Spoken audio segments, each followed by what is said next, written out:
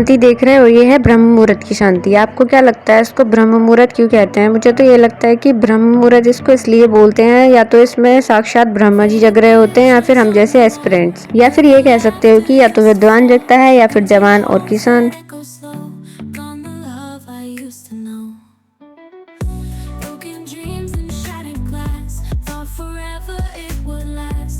इसके बाद मैंने कुछ देर की एक्सरसाइज, फिर रेडी होकर बैठ जाते हैं पढ़ाई करने। और अब चुपचाप उठा लिया हमने अपना पेन, क्योंकि एग्जाम पास करने के लिए पढ़ना तो पड़ेगा। और जैसा कि सबको पता ही होगा, नहीं सबको तो नहीं पता होगा, वो नहीं पता होगा जो पहले से ब्लॉग देखते हैं, और वो क्या पता होगा कि मैं नेक्स्ट डे की टू डू लिस्ट रात को सोने से पहले ही बना लेती हूँ, जिससे कि मॉर्निंग टाइम सिर्फ प्लानिंग करने में वेस्ट ना हो। तो सबसे पहले मैंने मैथ्स फॉर्मूले और कैलकुलेशन रिवाइज किए। इसके बाद मॉक टेस्ट लगाना है, और आज मैंने मॉक टेस्ट अटेम्प्ट किया है DSSB का। तो मुझे लगा था कि सब इजी हो, बट मैंने तो शुरू करते ही सर पकड़ लिया। लेकिन फिर भी हिम्मत ना हारते हुए मैंने पेपर चालू रखा। बीच में आए कुछ भूकंप के झटके, जिन्होंने मेरी कंसंट्रेशन हटा दी। Again on a serious note, जब भी मॉक लगाओ कोशिश करो कि पूरा लगाओ, इससे एग्जाम में प्रॉब्लम भी नहीं होगी और सिली मिस्टेक्स भी कम होंगी। और एनालिसिस करना तो है ही मस्त। तो 2.5 घंटे की तोड़फोड़ मेहनत करने के बाद ये टास्क भी कर दिया कंप्लीट।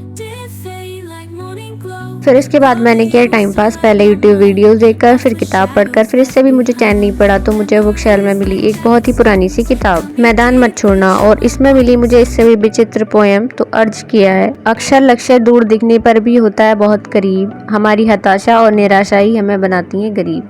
हम तभी छोड़ देते हैं अपनी सघन प्रयास, जब विजय होती है हमारे कहीं आसपास। एहसास होने पर भी इसका हमें बाद में न पड़े पछतावा, चाहे जो भी हो, लेकिन मैदान मत छोड़ना, मैदान मत छोड़ना। और इसी बात पर मैदान छोड़कर बैठ गए थे हम टेबल की दूसरी साइड, और स्टार्ट किया अपना ग्रामर और वोकैब का रिवीजन। और पढ़ाई करते हुए आने लगी हमें नींद। फिर मैंने लिया एक ब्रेक, जिसमें खाया मैंने फ्रेश तरबूज। पर क्या फायदा हुआ, नींद तो जो के तो ही रही।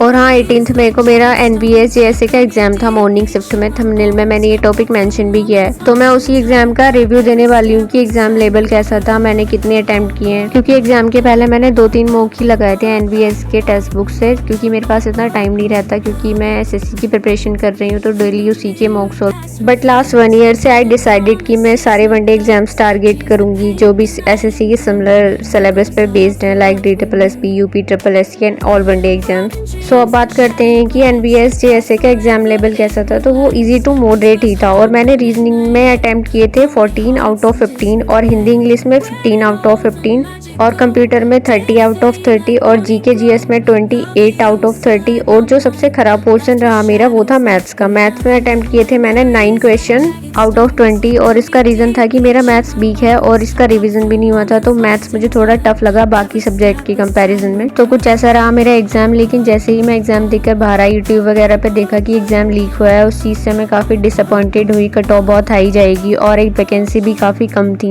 370 समथिंग। तो बस ये था मेरे एग्जाम का रिव्यू जो मैंने शेयर किया। और सेकंड थिंग की जो पढ़ना है अभी पढ़ लो। जब पिछली बार एग्जाम क्लियर नहीं हुआ था, तो कि आज से पढ़ेंगे, आज से पढ़ेंगे, बट नहीं हुआ था। ऐसे करते करते जून आने वाला है, बट ऐसे ही सारा टाइम निकल जाएगा, पता भी नहीं चलेगा कहाँ गायब हो गया। एंड फिर एकदम उस स्टेज पे खड़े होते हैं जैसे हर बार हर एग्जाम में होते हैं, किसी ने रिवीजन नहीं किया, किसी ने मॉक टेस्ट कम दिए हैं। सो मैं तो यही ट्राई कर रही हूँ इस बार की इस कंडीशन में ना हूँ, क्योंकि लास्ट टाइम भी मेरा CGL के टाइम पे दिल्ली डिस्ट्रिक्ट कोर्ट का एक जुडिशियल असिस्टेंट का एग्जाम हुआ था, उसमें फर्स्ट ईयर क्लियर हो गया था। बट टाइपिंग और डिस्क्रिप्टिव पेपर की तैयारी की वजह से मेरी CGL की तैयारी नहीं हुई थी। स्पेशली मैंने मॉक टेस्ट बहुत कम दिए थे। जिन्होंने आंसर की वाली वीडियो देखी होगी, they know about that. Sometimes ये होता है ना कि हम पढ़ाई तो कर रहे होते हैं, लेकिन डिमोटिवेट हो जाते हैं अबाउट आवर फ्यूचर की कैसे होगा, क्या होगा, बहुत प्रेशराइज हो जाते हैं, like I can't do it. तो आप लोग ऐसी सिचुएशन में कैसे मैनेज करते हो, प्लीज कमेंट सेक्शन में बताना जरूर। But yes, before getting to it, जो भी चैनल पे नए हैं, please do consider subscribing for more.